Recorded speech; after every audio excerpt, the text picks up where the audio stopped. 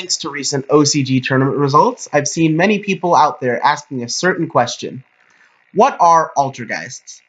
Today, we're going to take a look at the Altergeist archetype and answer some of your questions about it, how it works, and how it is doing so dang good in the OCG, what you can do to bring it over here and do just as well. Altergeists are actually an archetype from the Yu-Gi-Oh! Vrains anime piloted by Emma Besho. This guarantees a decent amount of support in the future, and they get by using their toolbox of back row cards to control the opponent, negate their effects, and consistently revive their monsters, which have a handful of floating effects, not too many crazy ones, but just a couple. And thanks to their consistent revival, they have easy enough access to their archetypal link monsters. They are by no means a link combo deck, keep that in mind. We'll start by taking a look at each of their main deck monster cards. Altergeist Marionetter is a level 4 light spellcaster, and it is a Stratos for all of the Altergeist trap cards, except Marionetter sets the traps straight from the deck instead of adding them to your hand, so it can't be hit by Ash Blossom and Joyous Spring. It is also a 1-for-1 trade to revive one monster from your graveyard. Its second effect says that you target an Altergeist card you control and an Altergeist monster in your graveyard, and then you send the card on the field to the graveyard and summon the monster from the graveyard. Keep in mind that the targeting is the cost, so even if this is negated, you don't have to send the card. It's also a level 4 and a light, which means you can make Bujintai Tsukiyomi in this deck and draw into even more back row.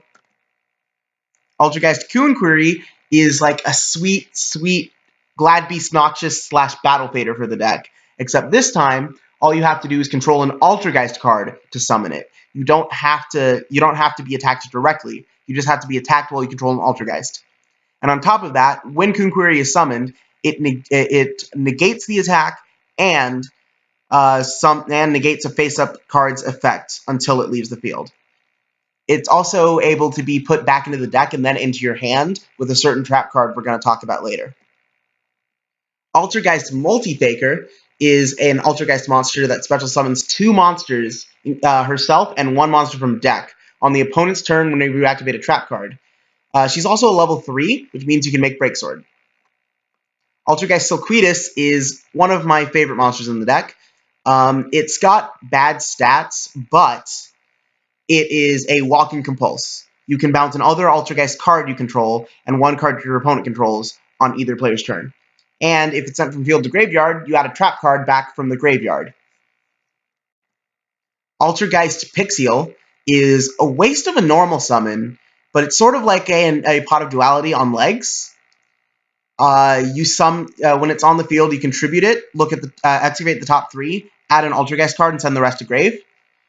I said it was a waste of a normal summon, but it is a perfectly fine use of a 1-for-1. And our other Altergeist main deck monster is Altergeist Meluseek, the other 1-for-1 target.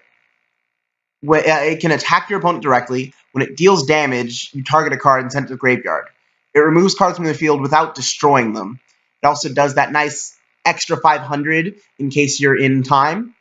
I've had experiences where I have just been 500 life points behind, and it was turn 3, so I had to win there or not at all.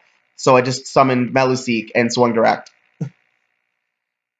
When it dies or is used for a link material, it searches a monster.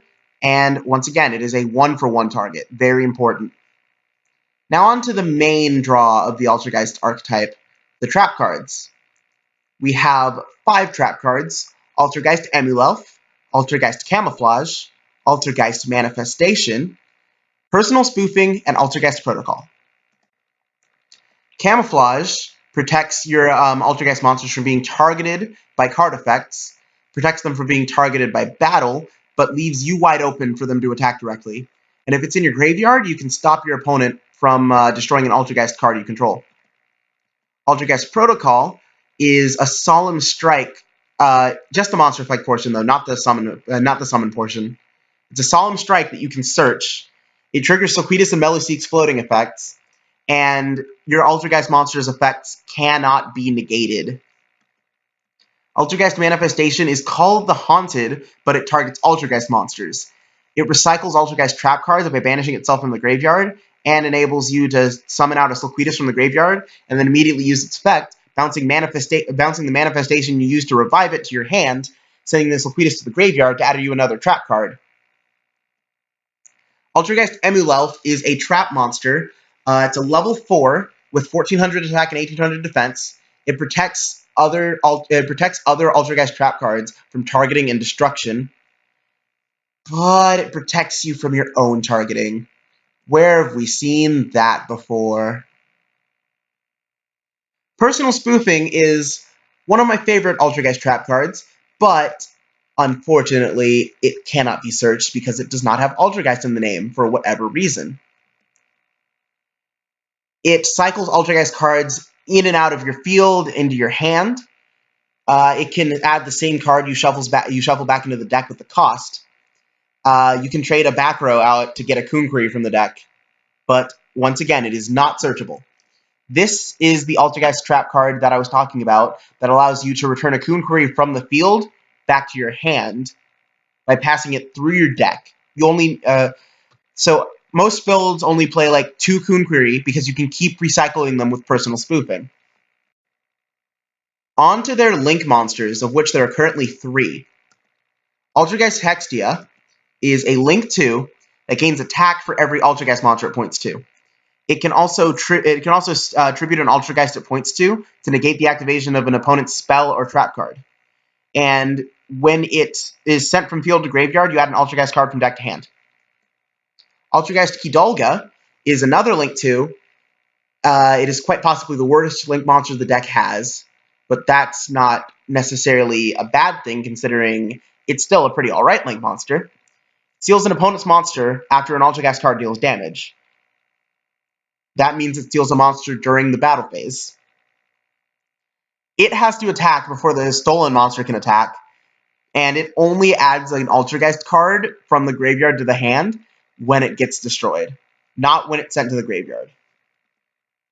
Altergeist Prime Banshee, however, is a link 3, and thanks to the fact that there are now link 2 Altergeist monsters that add cards when they're sent to the graveyard, it has become the best Altergeist link monster. It was once a terrible thing that you wouldn't even make when you played the deck, but now it is a nice combo piece that enables you to use Sulquidus even when it wasn't on the field at the start of your opponent's turn. It also adds cards from the graveyard back to your hand when it dies. The deck is very versatile. It has a lot of things it can do, and it has a lot of ways to lock your opponent out from harming you. It regains resources very easily, which means that it can play the grind game and have a lot of late game potential.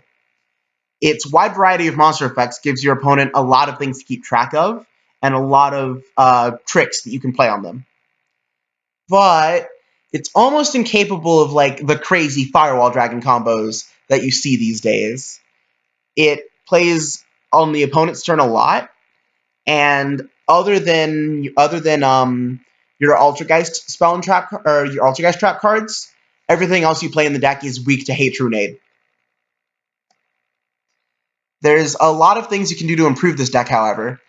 There are the possibility of an Invoked Engine, which allows you to make Makaba using Marionetter and Alistair. There's Eater of Millions, which I play in this deck in almost all of my builds, because it just gives me one more way to deal with my opponent's monsters. Masterpiece, the True Draco Slaying King, is another good choice. A True Draco engine in general is a very good choice for the deck because you play a lot of continuous trap cards, and you're going to play a lot of back row in general. You can tribute off floodgates for these things. You can just straight up tribute. Protocol and add it back with manifestation. You can also use the Predaplant engine. You can also use Brilliant Fusion to gain yourself additional normal summons to improve both the Invoked engine and the True Draco engine I just spoke about.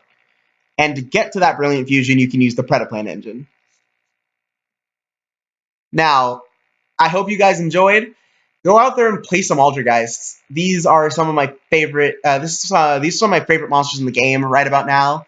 I have been playing them ever since Pendulum Magicians became a little too expensive for me to keep up with. I'm just waiting for that Electromite price drop, guys. It's gonna happen. It's not gonna happen. To see you guys out, I'm going to place a duel or two here just to show you how the deck works and maybe give you an idea of what kind of combos you can do. Thank you for your time. If you enjoyed the video, please give us a like, maybe hit subscribe. And if you do hit subscribe, then you're going to want to press the notification bell to make sure that you're updated whenever I upload a video. Also, if you want to see more content like this, leave me a comment, give me some feedback. That way I can know what you guys like and what to keep making. See you.